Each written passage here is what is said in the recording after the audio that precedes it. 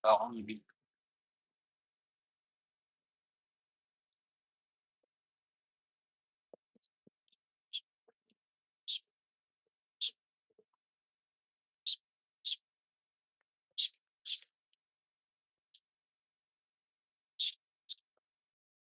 Assalamualaikum warahmatullahi wabarakatuh.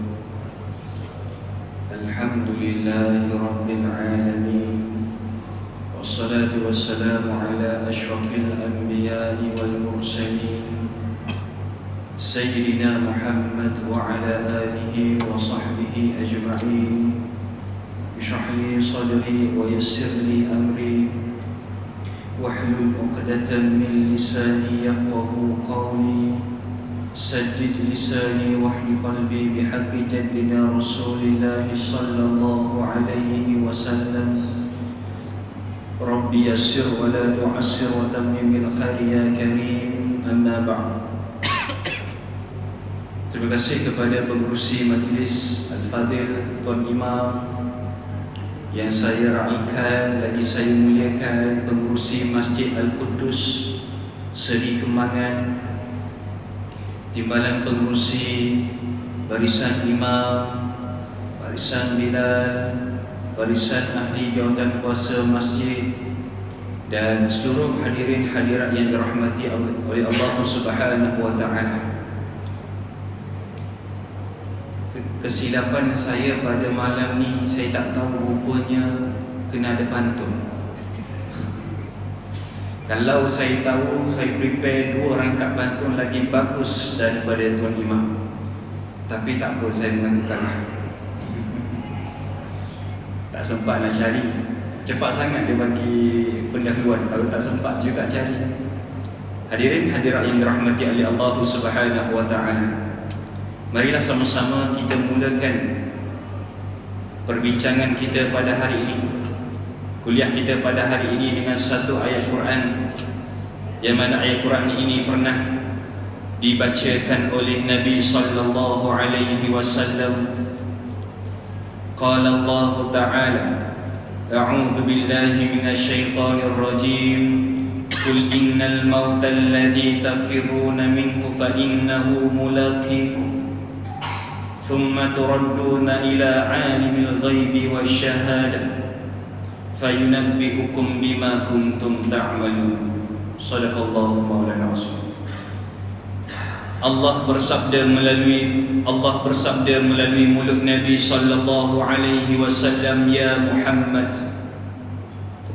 bagi tahu kepada umat kamu ya Muhammad, mana-mana di antara mereka yang sangat takut dengan kematian, yang cuba melarikan diri daripada kematian, yang cuba menghindarkan diri daripada kematian, sampaikan kepada mereka ya Muhammad, sesungguhnya kematian akan mengejar mereka. Bagi tahu kepada mereka ya Muhammad, kematian akan menangkap mereka. Bagi tahu kepada mereka ya Muhammad, kematian akan mendatangi mereka dan tidak akan lebih sesaat dan tidak akan kurang daripada sesaat. Dan apabila kamu telah pun melalui kematian, fayunabbi'ukum bima kuntum ta'malun, Allah akan memberikan segala memori yang pernah kita lakukan di atas dunia. Segala pahala yang pernah kita buat, kita akan ingat. Segala dosa yang pernah kita buat, kita akan ingat. Sejak bila ustaz kita akan ingat? Di antara pendapat para ulama, bermula kita balik sampailah kita mati, segala memori yang pernah kita buat, kita akan ingat pada hari pertama kita masuk di alam barzakh. Misal, ketika mana di usia 12 tahun ataupun 9 tahun, kita pernah mengambil buah rambutan jiran sebelah tanpa minta izin. Peristiwa itu bermain dalam fikiran kita sampailah di padang mahsyar. Kenapa? Disebabkan kita tidak sempat untuk memberitahu jiran kita pernah makan tanpa izin. Seumpama kita terambil selipar Tuan Imam tadi, Ada beberapa pandangan yang kita tak setuju dengan Tuan Imam, kita ambil seliput Tuan Imam sabar, maka peristiwa itu kita akan ingat, dan kita dalam keadaan ketakutan untuk bertemu dengan Tuan Imam di padang mahsyar Allah Subhanahu wa ta'ala. Sebab itulah segala yang kita lakukan di atas dunia pada hari ini, walaupun sesaat, walaupun seminit, walaupun peristiwa itu sengaja ataupun tidak sengaja, kita akan ingat, dan segalanya akan dipersembahkan oleh Allah Subhanahu wa ta'ala. Yang mana sabda Nabi sallallahu alaihi wasallam, laisa bainaka wa bainallahi turjuman. Di saat kamu berada di hadapan Allah, Nabi sebut dengan jelas, tidak ada perantaraan kamu dengan Allah. Laisa bainaka wa bainallah.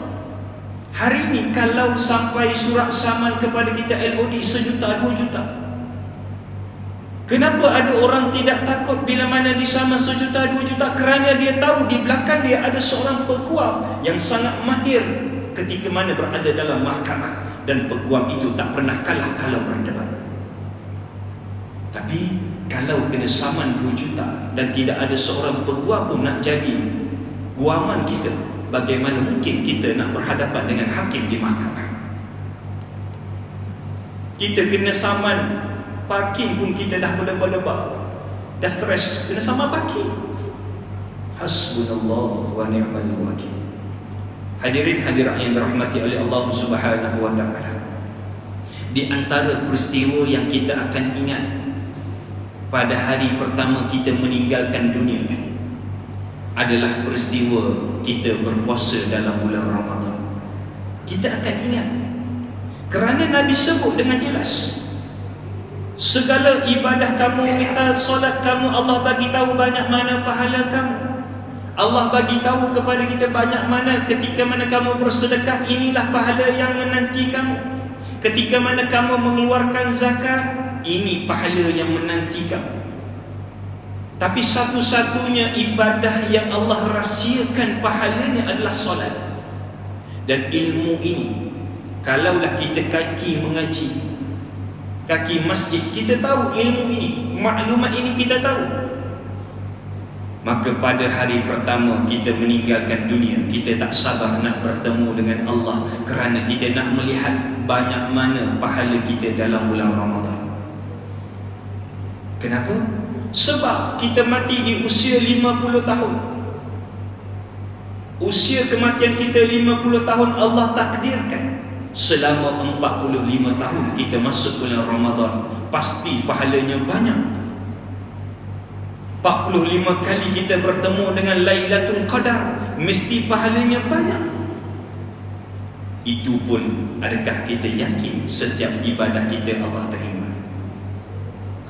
Itu pun adakah kita yakin pada malam Lailatul Qadar kita beribadah ataupun beribadah dalam tidur?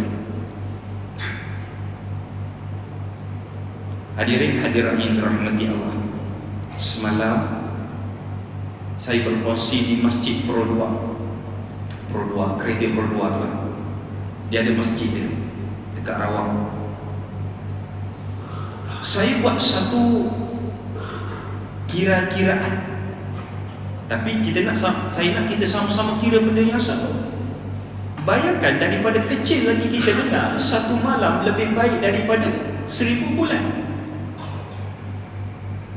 Kita tahu kalau kita beribadah pada malam tu pahalanya seumpama 1000 bulan. Tapi kita tak boleh nak faham betul-betul perkara itu, statement tu tak boleh masuk dalam hati kita. Sebab apa? Kita tak boleh bayangkan 1000 bulan ni banyak mana. Kalaulah kita kira satu bulan ada 30 hari lebih kurang, kalaulah 1000 bulan kita kira akan dapat sebanyak 30,000 hari. Bayangkan, sekali saja kita sujud pada malam Lailatul Qadar, sekali saja sujud pada malam Lailatul Qadar, seumpama 30 hari, seumpama 30,000 hari kita sujud kepada Allah. Pada malam Lailatul Qadar kita istighfar kepada Allah seumpama 30,000 hari kita istighfar kepada Allah, seumpama 83 tahun 4 bulan. Sekali kita istighfar kepada Allah, wahai Allah ampunkan segala dosaku, sekali kita sebut tetapi keampunan kita, permohonan kita seumpama 30,000 hari dan seumpama 83 tahun 4 bulan. Tapi kita abaikan. Kita tidak berusaha untuk dapatkan malam Lailatul Qadar. So bagaimana mungkin kita nak menunjukkan di hadapan Allah satu pahala yang banyak? Sebab itulah ulama kata malam Lailatul Qadar ataupun malam Ramadan ataupun bulan Ramadan, kata para ulama, satu malam satu bulan untuk kita mengumpulkan segala pahala-pahala sebanyak mungkin. Kerana dengan pahala dalam bulan Ramadan akan membantu kita masuk dalam syurga Allah Subhanahu wa ta'ala. Sebab hari ini kita hanya mampu melakukan ibadah-ibadah yang fardu. Sunat susah kita nak buat. Qabliyah ba'diyah itu pun berperang nak buat. Tak apalah ustaz, qabliyah ba'diyah asalkan fardu itu selesai. Padahal ibadah-ibadah sunat inilah yang akan membantu kita masuk dalam syurga Allah Subhanahu wa ta'ala. Seumpama ibadah sunat, kita selesai kuliah pada malam ni pada jam pukul 12 malam. Biasa sampai pukul berapa? 11 haji. Kalau pukul 11 saya balik dulu. Kita tengok mana mampu lah, no? Lepas isyak, di sini ada azan isyak tak kalau punya? Ada, Masya Allah. Sebab takut kalau tak azan, takut orang sekeliling tak ada isyak kot, tak ada azan ni. Azan isyak betul, kita sambung sekejap pasal apa tadi? Kan dah lupa dah tadi. Sunat. Okay, di antara ibadah sunat yang kita boleh lakukan ketika mana selesai majlis ilmu pada malam, ada lampu yang terbuka, kita tutup lampu, itulah ibadah sunat. Kita nampak ada najis dalam masjid, hukumnya wajib untuk kita bersihkan. Walaupun hukumnya wajib, dapat ibadah sunat. Sebab itulah dalam satu hadis Nabi SAW, Nabi bagi tahu kepada para sahabat dengan jelas, ketika mana aku di Isra' dan di Mi'rajkan, di saat itu aku dimasukkan dalam syurga. Banyak peristiwa yang aku dengar. Di antara peristiwa yang aku dengar tapak kaki Bilal ibn Rabah al-Habsyi. Dalam banyak-banyak peristiwa yang aku tengok dalam syurga, aku melihat ada seorang lelaki, kata Nabi, aku melihat ada seorang lelaki yang sedang duduk dalam syurga, sedang menikmati hidangan dalam syurga, sedang minum minuman dalam syurga, sedang menikmati keindahan dalam syurga. Sahabat tanya kepada Nabi, ya Rasulullah, apakah ibadah lelaki tadi sampaikan dia boleh duduk dalam syurga, beribadah dalam syurga, minum minuman dalam syurga? Apa yang dia buat ya Rasulullah? Tengok sifat para sahabat. Ketika mana Nabi memberitahu kepada para sahabat banyak mana ibadah lelaki tadi buat, kata Nabi, ibadah dia lakukan, semua ibadah yang fardu dia buat.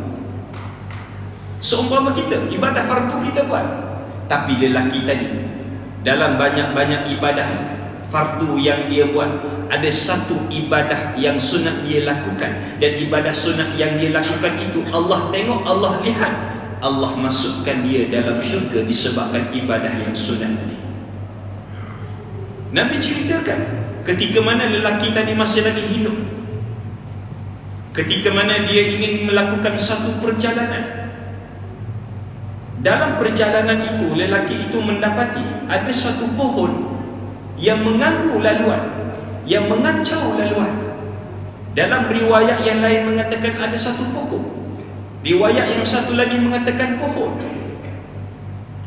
Lelaki tadi berhenti daripada perjalanan itu. Dia pergi ke arah pokok dan pohon itu. Dalam hatinya mengatakan, aku alihkan pokok ini kerana Allah, barangkali dengan aku alihkan pokok ini aku dimasukkan dalam syurga. Haqqut tariq, hak kepada jalan. Dan kata Nabi, disebabkan ikhlasnya ibadah lelaki tadi, mulianya hati lelaki tadi, jujurnya lelaki tadi, disebabkan dia mengalihkan sepohon pokok, lalu Allah masukkan dia dalam syurga Allah Subhanahu wa ta'ala. Allah izinkan dia makan makanan dalam syurga, Allah izinkan dia minum minuman dalam syurga. Dan bergembiralah lelaki tadi duduk dalam syurga Allah Subhanahu wa ta'ala. Alhasil, Allah akan melihat setiap ibadah kita, tapi kita tak tahu ibadah mana sebenarnya yang Allah pandang dan Allah nak masukkan dalam syurga Allah Subhanahu wa ta'ala. Meskipun masuk dalam bulan Ramadan, ibadah yang wajib kita lakukan dalam bulan Ramadan adalah as-siyam, berpuasa. Cukuplah ustaz berpuasa, ibadah sunat, tarawih, qiyamul lail, apa lagi, berdoa, baca Quran, itu ibadah sunat. Tak apa, sebab yang wajib saya dah buat. Ada orang macam tu, kerana dia yakin Allah memandang dan Allah menerima ibadah dia. Bahaya. Sebab itulah kata para ulama, ketika mana seseorang itu dalam keadaan tidak yakin yang ibadahnya terima ataupun tidak oleh Allah, maka ketika itulah fulan itu akan melakukan dengan sebaik mungkin. Sebab dia tak tahu Allah terima ke tidak. Tapi kalaulah fulan tadi sangat yakin yang ibadahnya Allah terima, pasti Allah terima, maka dia buat cikai-cikai. Seumpama kita nak hantar satu resume, takut bos kita tak terima, takut majikan tak terima, kita buat resume dengan sebaik mungkin, sekemas yang mungkin, secantik yang mungkin, semata-mata kita risau takut majikan terima ataupun tidak. Tapi kalau orang tu memang ada confidence level yang sangat tinggi, kita buat biasa-biasa je. Yang penting poin, yang penting poin, gunalah kertas apa pun, yang penting poin yang duduk dalam tu. Alhasil majikan tak terima. Kerana apa? Presentation tu tak cantik, persembahan itu tak cantik. Bagaimana nak menghadapi Allah Subhanahu wa ta'ala? Sama juga bagaimana Nabi sebut kepada para sahabat.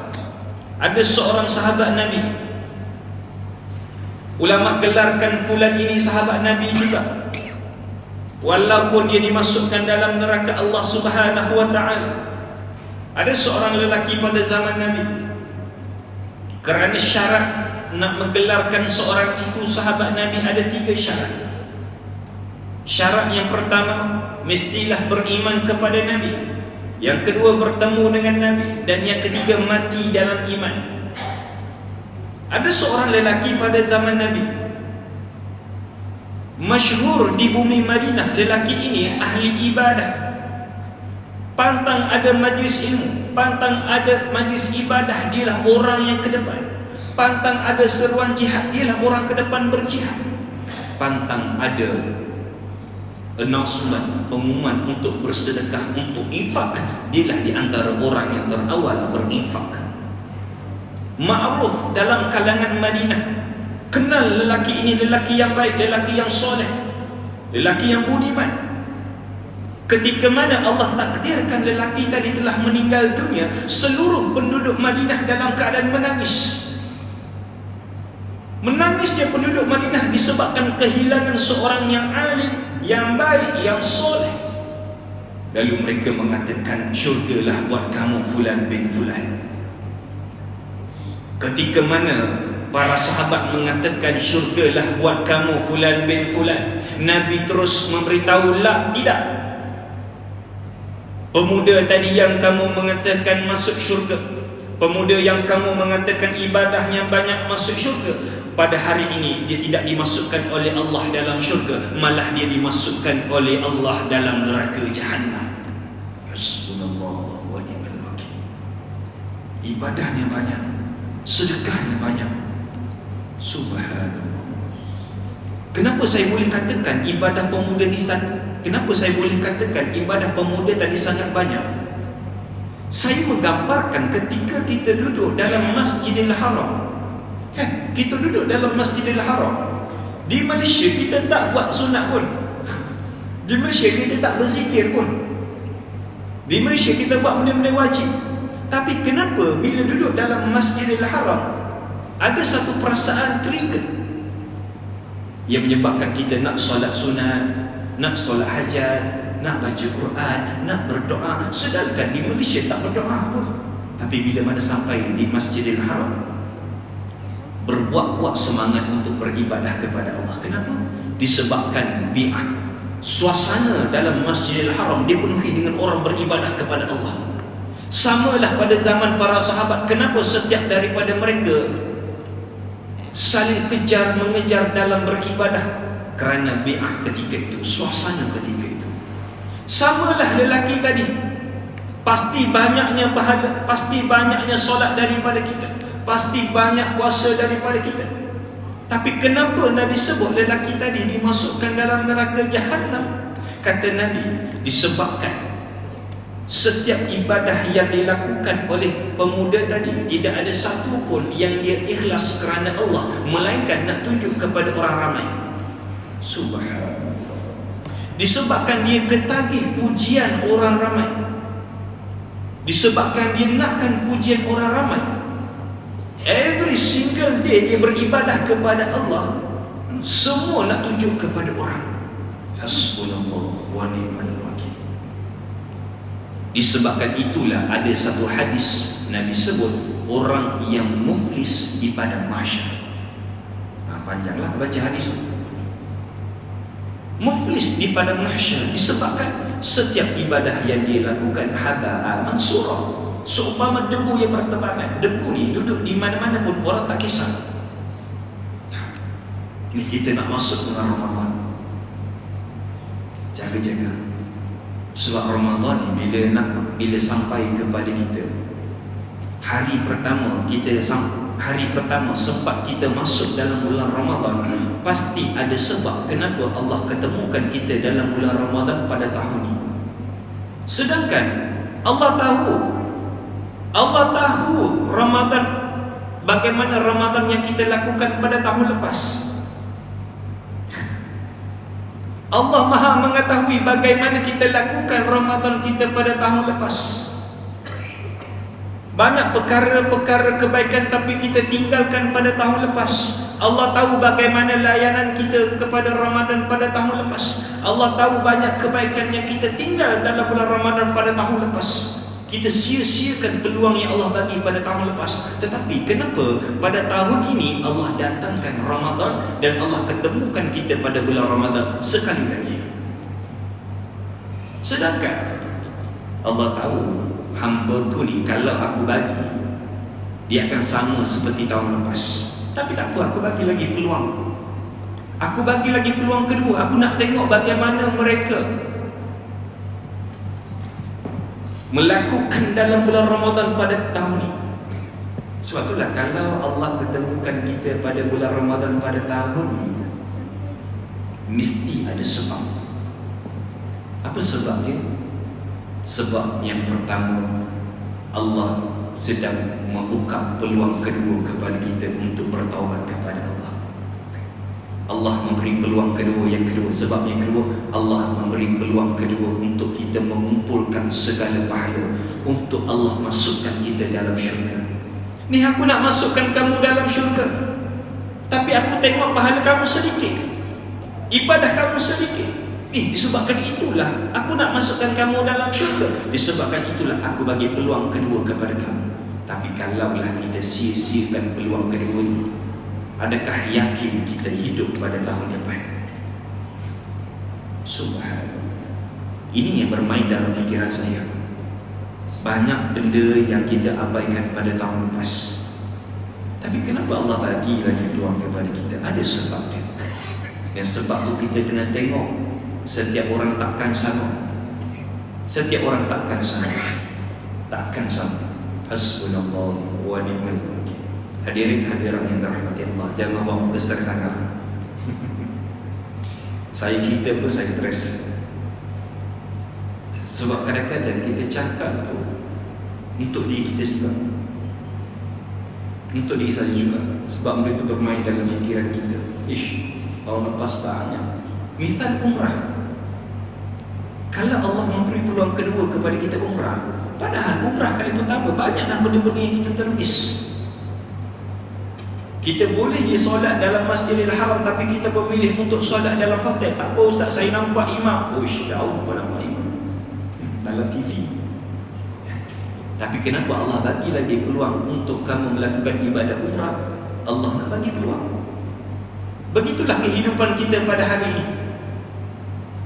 Begitulah dosa yang kita lakukan pada hari ini. Sebab itulah dalam satu hadis yang riwayatkan oleh Abu Hurairah, InsyaAllah sahih, hadis kursi. Nabi bagi tahu satu hadis kursi. Hadis kursi ni hadis daripada Allah. Nabi interpretkan hadis tu untuk kita faham. Nabi bagi tahu kepada para sahabat, antaranya Abu Hurairah, sifat manusia ni kalau melakukan satu kesalahan, kan kita buat satu kesalahan, kita menyesal dengan kesalahan, kita minta ampun kepada Allah, kita buat balik kesalahan yang sama. Disebabkan Allah kenal manusia ni macam mana, disebabkan Allah kenal hamba dia macam mana, Allah bagi tahu satu hadis kursi kepada Nabi. Bagaimana Nabi sebut, ada seorang hamba Allah ni, ada seorang hamba Allah ni, dia banyak melakukan kesalahan, dia banyak melakukan kesilapan dalam hidupnya. Dia seorang ayah, tapi banyak yang diabaikan tugas seorang ayah. Dia seorang suami, banyak tugasnya seorang suami diabaikan. Dia seorang datuk, banyak tugas-tugasan yang diabaikan untuk mengajar cucu dan anaknya. Dia seorang penghulu kampung, dia seorang imam, dia seorang pemerintah dan seumpamanya. So Nabi sebut, ada seorang manusia yang dia banyak melakukan kesalahan dalam hidupnya, melakukan banyak dosa dalam hidupnya. Lalu ketika dia melakukan kesalahan, pemuda tadi menyesal atas perbuatannya, lalu dia minta ampun kepada Allah. Dia minta ampun kepada Allah. Lalu apa kata Allah? Hambaku ni sedang bertaubat kepadaku atas dosanya. Allah sebut, dan hambaku ni dia tahu Tuhannya bersedia menerima setiap taubat daripadanya. Dan Allah sambung, dan hambaku ni juga tahu yang aku ni boleh sahaja nak jatuhkan hukuman terus ke atasnya ataupun mengampunkan dosanya. Tapi ketika setiap hambaku bertaubat kepadaku, aku ampunkan dosanya.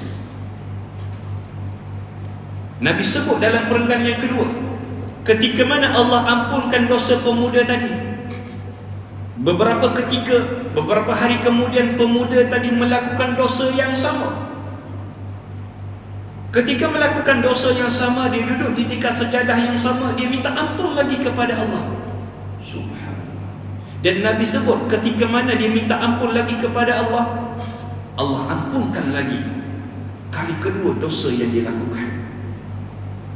Sebab itulah perawi yang meriwayatkan hadis ini mengatakan, pemuda tadi melakukan dosa minta ampun, melakukan dosa minta ampun, Nabi sebut lebih kurang 3 ke 4 kali dosa yang dilakukan, dan 4 kali dia minta ampun kepada Allah, tetap dia melakukan dosa yang sama. Alhasil, akhir daripada hadis ini yang menjentik hati kita semua, yang bakal mengejutkan kita semua, apa kata Allah?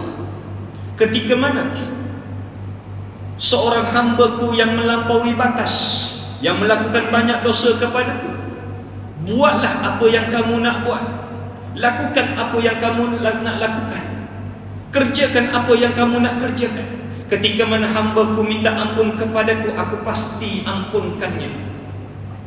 Subhanallah. Walaupun banyak kali kita melakukan dosa dan banyak kali kita bertaubat kepada Allah, setiap kali taubat pasti Allah terima. Hadis sahih Imam Muslim. Sebelum masuk Ramadan ni, kita bersihkan hati kita dulu. Sebelum masuk Ramadan, sucikan hati kita dulu. Sebab apa? Kita nak top up hati kita ni dengan zikir. Kita nak top up hati kita dengan solat. Kita nak top up hati kita supaya tenang dalam bulan Ramadan. Hasbunallah wa ni'mal wakil. Sebab apa? Sebab matlamat utama kita hidup di atas dunia hanyalah untuk masuk dalam syurga dan redha Allah. Cuba bayangkan kalaulah Allah tak takdirkan kita. Ni cuba bayangkan sahaja. Na'udzubillah. Tapi inilah perkara yang kita kena fikir. Kalaulah hari ni Allah matikan kita, lalu Allah bagi tahu kepada kita, fulan bin fulan, sesungguhnya tempat kamu bukan syurga. Tempat kamu bukan syurga, malah tempat kamu adalah neraka Jahannam. Bagaimana mungkin hari pertama kita nak hidup dalam neraka Jahannam? Dan bagaimana mungkin kita nak hidup dalam syurga dalam keadaan ada ahli keluarga kita dibakar oleh Allah dalam neraka Jahannam? Best tak best? Tak best. Tempoh hari saya pergi ke satu tempat, ke Turki. Kami pergi bersama satu keluarga. Dalam perjalanan pergi, alhamdulillah semua tidak ada masalah. Tapi dalam perjalanan pulang, saya dan keluarga dipisahkan tempat duduk dalam flight. Ibu saya berada di depan, adik saya berada di depan, isteri saya berada di depan. Saya duduk di belakang sekali, 96 seat, kursi nombor 96, barisan 96. Kapal terbang 2 tingkat. Apa perasaan kita ketika itu? Tak best. Sedih. Saya minta untuk ditukarkan 2 kali, saya minta ditukarkan, tak boleh. Dia kata kalau nak tukar, tukar sama-sama suka. Mana mungkin saya cakap dengan orang sebelah pun tak nak tukar, tak kenal. Perasaan bermain dalam fikiran saya ketika itu tidak best, tak seronok. Saya membayangkan bagaimana nasib kita kalaulah Allah pisahkan kita dalam syurga dan Allah pisahkan kumpulan yang lain duduk dalam neraka Jahannam. La haula wala quwwata. Hari ini kalau anak kita sakit, kita takkan mampu makan dengan kenyang. Anak kita demam, kita tak boleh tidur dengan nyenyak. Kita akan bawa ke hospital. Belum sampai ke hospital, belum lagi doktor nak cakap, bawa jumpa doktor. Doktor tak sempat nak bagi tahu, doktor saya rasa anak saya ni kena injek. Lebih pandai daripada doktor. Bukan nak menunjukkan kita lagi pandai daripada doktor, tidak. Tapi perasaan itu menterjemahkan apa yang kita ungkap. Kita risau, disebabkan kerisauan kita lah menyebabkan doktor saya rasa anak saya kena masuk ward.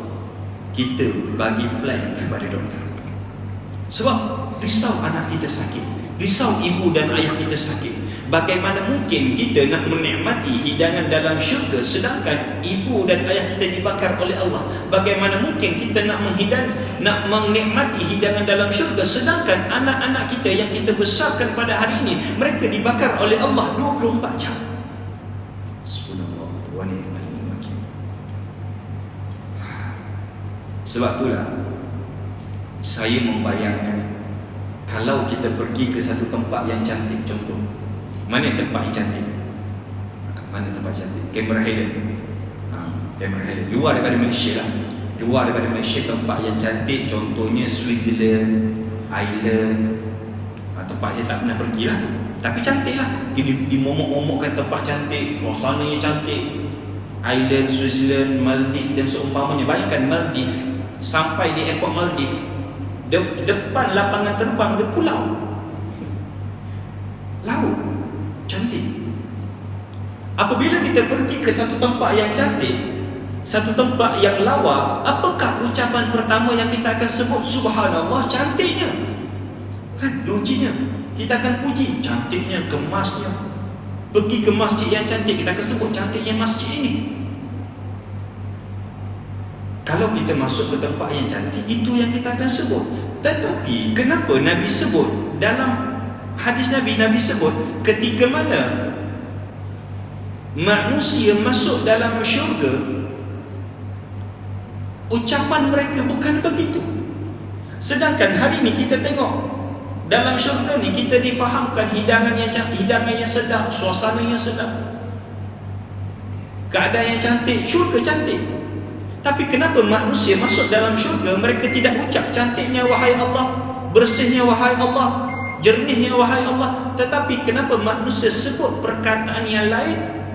Apakah perkataan itu? Selepas azan insya-Allah.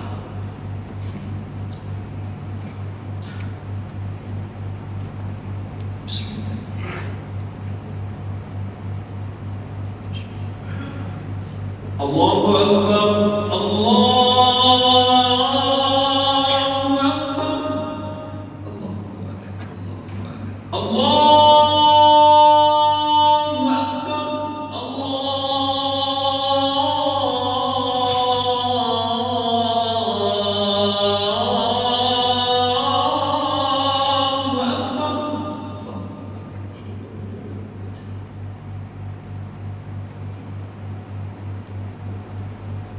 Asyhadu an la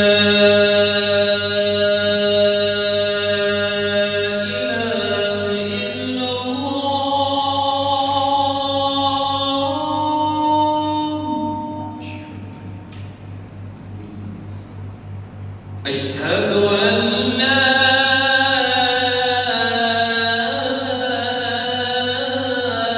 إله إلا الله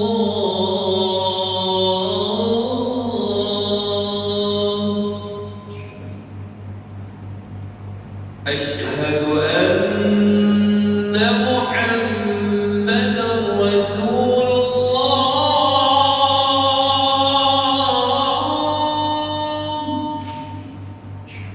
أشهد أن محمدا رسول الله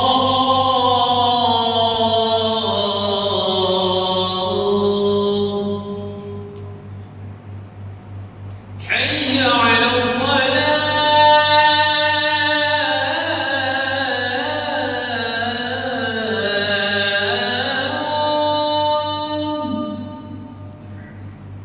حي على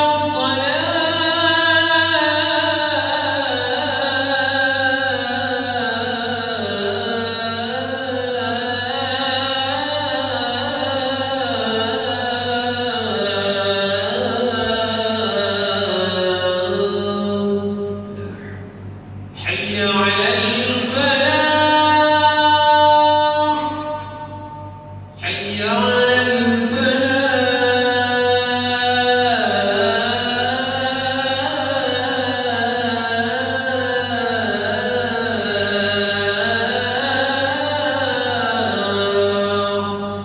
الله أكبر الله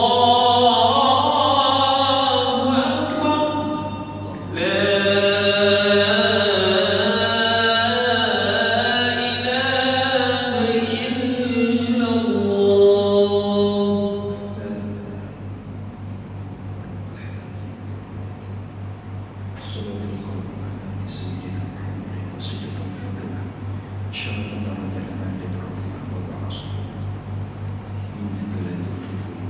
Saya sambung sikit lagi boleh ke? Boleh kan? Sikit lagi. Ambil masa sikit lah. Kita solat isyak lambat sikit. InsyaAllah. Ahli syurga kan? Saya recap sikit. Nanti kita faham.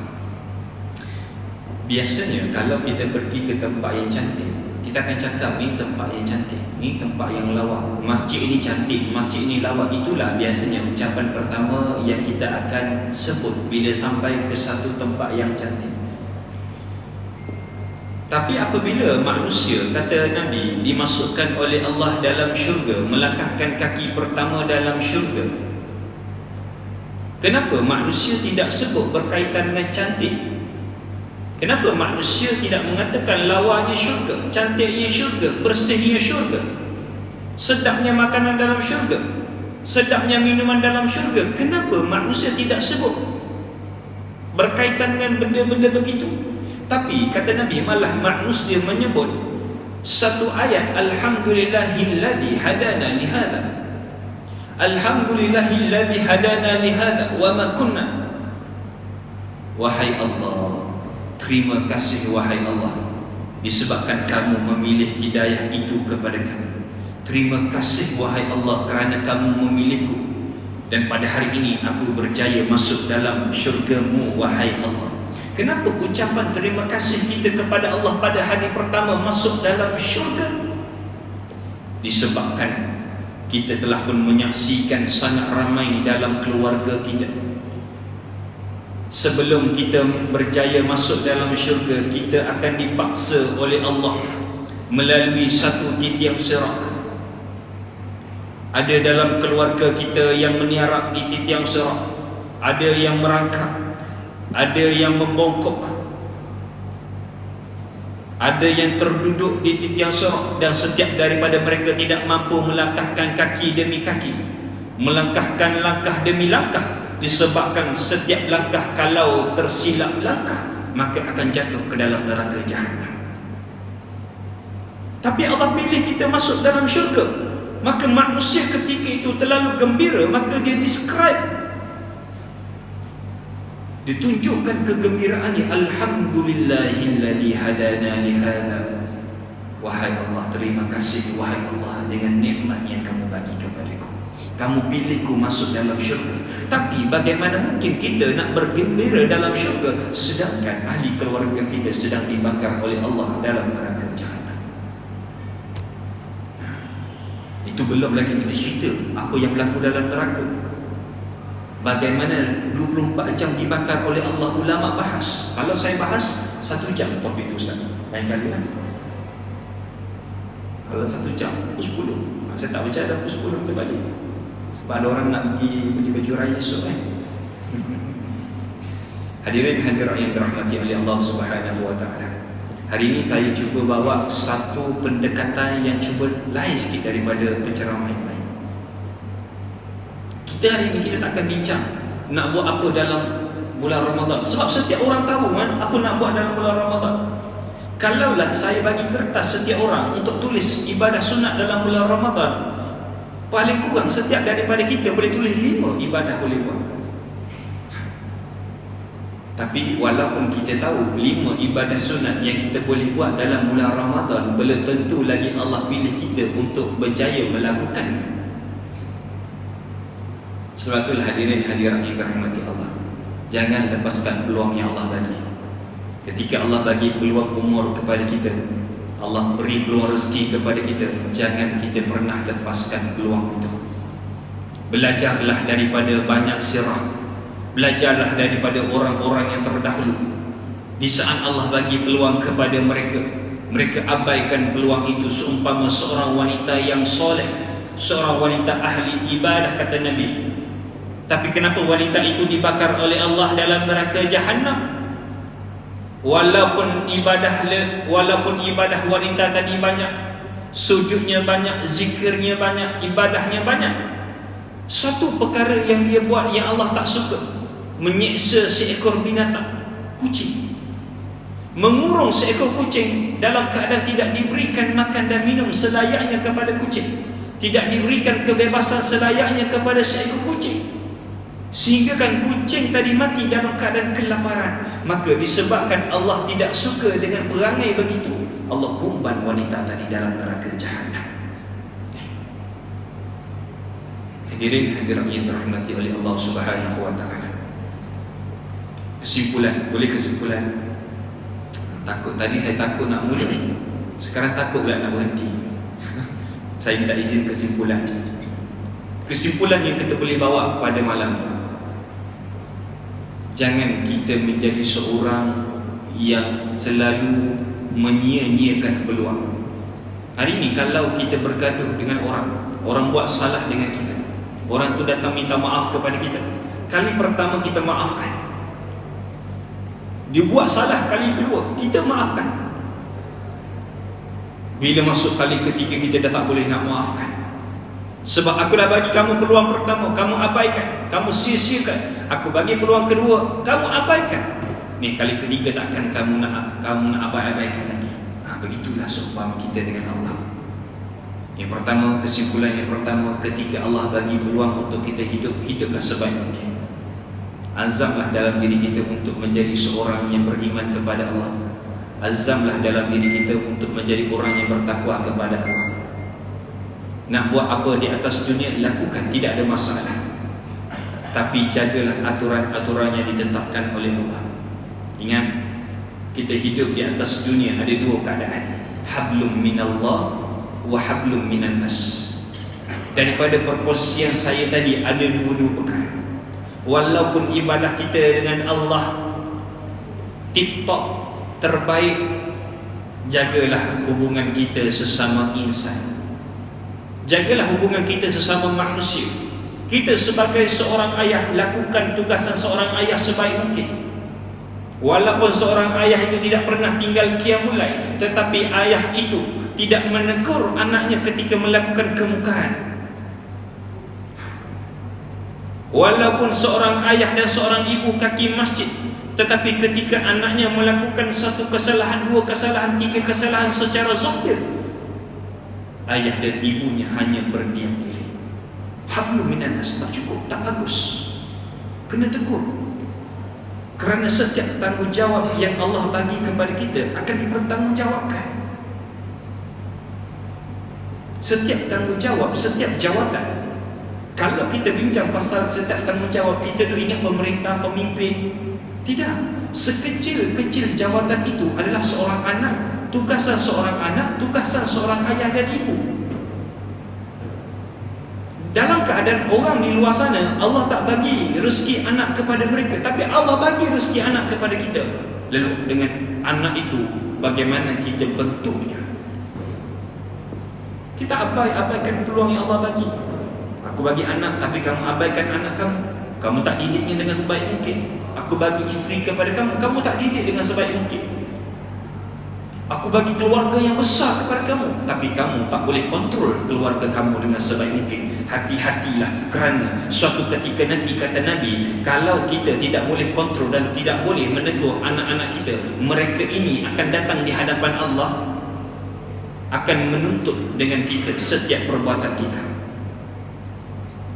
Ini jelas Nabi sebut. Ini jelas Nabi sebut ketika kita dibuka buku amalan. Selesai kita dihisap oleh Allah, pahala kita banyak sebab kaki masjid. Tapi ada satu kesalahan yang kita buat, tidak hablum minan nas dengan baik, tidak jaga hubungan dengan manusia dengan baik. Allah tanya kepada penduduk mahsyar, di mana penduduk mahsyar pada hari ini yang nak datang ke depan untuk tuntut dengan fulan bin fulan. Abdullah ibn Mas'ud meriwayatkan, berbondong-bondong manusia datang ke depan. Di antara manusia yang datang ke depan, ada yang kita kenal, ada yang kita tak kenal. Yang kenal dalam kalangan anak-anak kita akan datang kepada kita, orang bawahan akan datang kepada kita, AJK akan datang kepada kita, dan wahakata. Jadi itu saja kuliah kita pada malam ini, insyaAllah. Terima kasih kepada pihak masjid kerana menjemput saya. Dan saya ucapkan mohon maaf kalau ada kekurangan, terkasar bahasa, ada yang terasa hati saya, mohon maaf. Sepanjang kuliah kita pada hari ini tak lain tak bukan saya nak menegur diri saya sebenarnya. Dalam keadaan saya menegur diri saya luahkan dalam bentuk kata-kata. Moga-moga apa yang saya kongsikan pada malam ini memberi manfaat. Mohon ampun, mohon maaf kalau ada kesilapan, kekurangan. InsyaAllah apa yang baik itu datang daripada Allah, apa yang kurang itu datang daripada saya. Ada rezeki bertemu lagi, kita doa sekejap, 1 minit ya doa insyaAllah, ataupun 2 minit.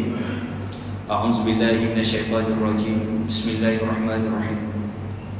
Alhamdulillahi rabbil alamin, wassalatu wassalamu ala asyrafil anbiya'i wal mursalin, sayyidina Muhammad wa ala alihi wa sahbihi ajma'in. Allahumma inna nas'aluka ilman nafi'ah. Ya Allah, jadikan ilmu yang kami belajar pada malam ini satu ilmu yang manfaat. Jadikan ilmu yang kami tuntut pada malam ini satu ilmu yang berkah. Jadikan ilmu yang kami belajar pada malam ini satu ilmu yang boleh menemani kami dalam kubur kami, satu ilmu yang boleh menemani kami pada mahsyar kami, satu ilmu yang menjadi sebab kami masuk dalam syurga, wahai Allah. Wa amalan mutaqabbala, terimalah segala amal ibadah kami. Allahu Akbar, Allahu Akbar. Ya Allah, ampunkanlah segala dosa kami, wahai Allah. Dosa yang lama, dosa yang akan datang, dan dosa yang semasa. Ampunkanlah segala dosa kami, wahai Allah. Ampunkanlah segala dosa kedua ibu bapa kami yang masih hidup ataupun yang telah meninggal dunia. Ampunkanlah segala dosa pasangan kami, anak-anak kami, adik-beradik kami, ahli keluarga kami, muslimin muslimat. Wahai Allah, Allahumma hawin alaina fi sakaratil maut. Wahai Allah, seandainya Engkau takdirkan kami mati, wahai Allah, janganlah Engkau matikan kami dalam keadaan Engkau tidak redha kepada kami, wahai Allah. Janganlah Engkau matikan kami, wahai Allah, dalam keadaan kami tidak meninggalkan satu ibadah yang cukup untuk-Mu, wahai Allah. Janganlah Engkau matikan kami, wahai Allah, dalam keadaan kami tidak meninggalkan satu zuriat yang boleh bantu kami dalam kubur kami, wahai Allah. Wa sallallahu ala sayyidina Muhammad walhamdulillahi rabbil alamin.